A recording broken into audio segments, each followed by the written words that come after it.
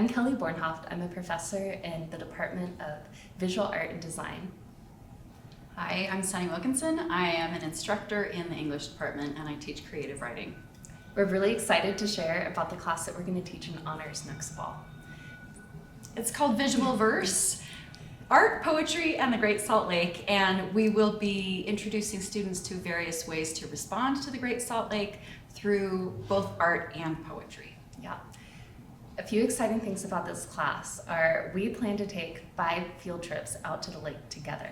Every time we go out there, we will be making art or collecting things that will help us make art. We will learn a lot about the mediums of both poetry and art. I'll talk for a minute about poetry. We will look at what makes a good poem, where it goes, where the weight comes from. We'll talk about basic things in poetry like metaphors and similes, imagery, line breaks, tension, sound, all of those things that you would get in a normal poetry class, but paired with visual art.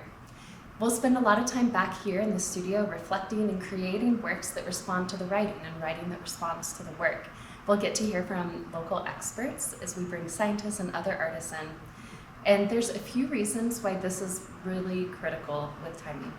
You may be aware that the Great Salt Lake is at threat of drying up, and that has a lot of environmental threats that imposes on us as people as well as the species that live out there. Within Salt Lake City, there's a big grant program going on, a public art initiative called Wake the Great Salt Lake. And I'm one of the artists that's included in that grant program.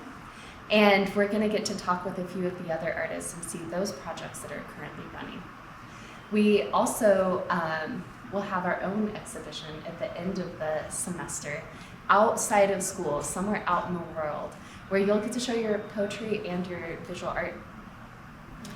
We also, as an artist and a poet, have done our own projects together. We know that art and poetry have had a close relationship through the centuries, and not only do they entertain and enliven, but they also educate and they protest.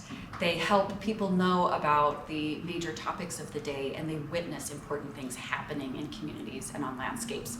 So Kellie and I also will bring in our expertise of working together and our knowledge of collaboration. Mm-hmm. We recently finished a book called The Word for Cold Compressing into a Diamond that includes both poetry and visual art.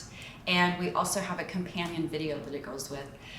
We also have relics from our own trips to the Great Salt Lake, these wonderful crystals that are really only found in 2 places in the world, if I remember right. One of those is the Great Salt Lake. So we wanted a place to take students to witness vital and important and unique things, and then connect their own lives to that personally through poetry and art so that they can create some kind of education, protest, or response to their own personal landscapes. Mm-hmm.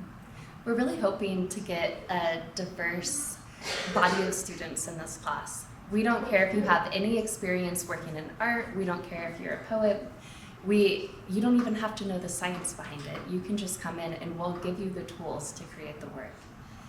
And maybe you do come in with a lot of the skills and kind of know what kind of visual work you want to work with, but maybe you're new to poetry. We're open to everyone, and we hope that you'll join us. Really, we're just looking for students who are interested and who are passionate about place and about learning and about art. Department of Art and Visual, oh my gosh, that's wrong. Okay, this is gonna happen, all right.